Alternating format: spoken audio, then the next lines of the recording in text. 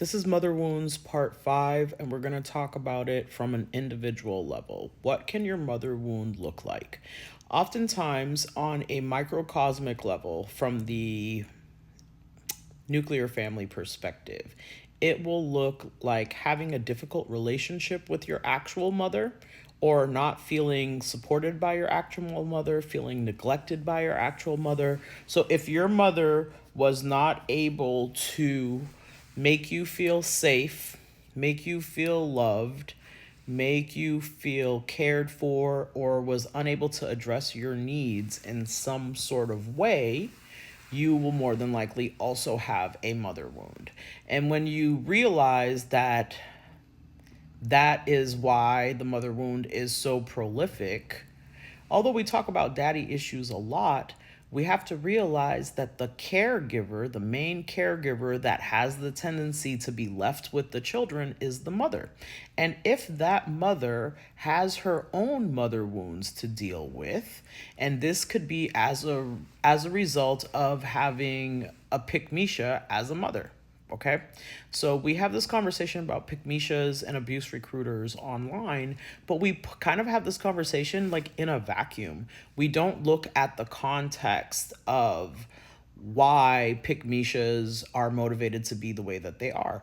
And yeah, people touch on it. Oh, back before 1974, women couldn't get their own bank account. They couldn't have their own credit cards. They had to ask permission from their husband to go places, do things, get medical procedures, right? Even so far as being like a young mother with children, some places would not rent to you. Okay, so all of these things are contextual reasons why a woman would have to align herself with a man in order to survive, right? But even deeper than that is the concept in and of itself that the only purpose a woman has is to give birth, to bear children for said man. And when you simplify someone's existence to simply their capacity to breed, you reduce the wholeness of their humanity to their sexual parts.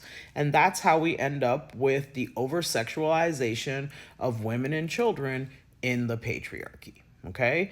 And if you follow this whole series that we've been on, what does that refer to? The disrespect of the feminine.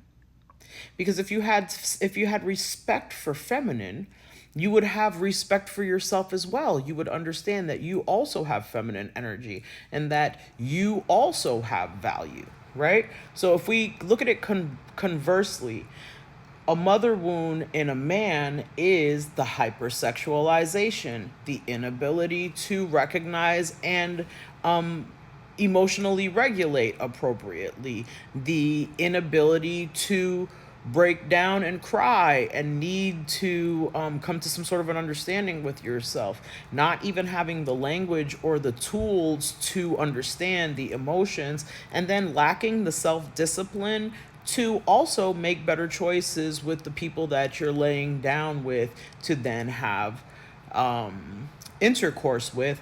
And lastly, on both sides, recognizing that sexual relationships are not just about breeding.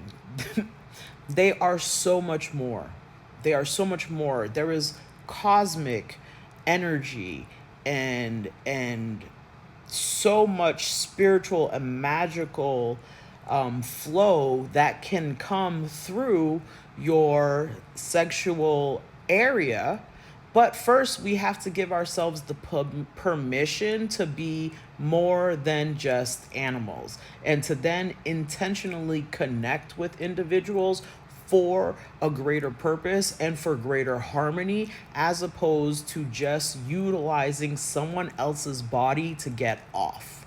Because what's happening today in hookup culture, also part of the mother wound, is that we are simply doing the nasty and it's just nasty. You're not getting anything from it. If anything, you're probably getting an STD or an STI. You're getting BV. You're getting all the unwanted things, but you're not getting the amazing creative possibilities and manifestations that can come from aligned intercourse with someone who also has intentions that are spiritual, physical, and emotional that match yours, to then co-create a circumstance that not only will bring pleasure to you in the physical, but can then magnify your prosperity, your abundance, and your health in the rest of your life, in the rest of the arenas that you have. And because we have reduced our sexuality to just this rutting of animals, as opposed to this deeply divine and transformational and manifesting and also pleasurable encounter that can boost, it can boost nations if done right. Right? If you could get away from just trying to get off and just lean into trying to get into yourself to manifest a better way of being, you would go so much further, and your interactions would be so much more pleasurable, and you would have more joy in your life. But the patriarchy has demonized sex, it's demonized love, it's demonized any of these powerful and potent emotions that can then cause you to be more resilient, that will then cause you to transform, to grow into an alignment, to become more prosperous, to become more sovereign, to be less manageable.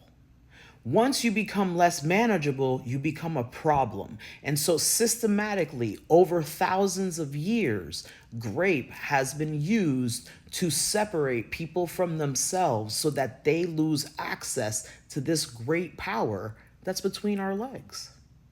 Okay?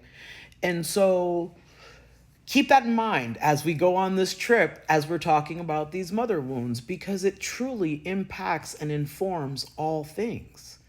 Okay? Stay tuned. Another part coming.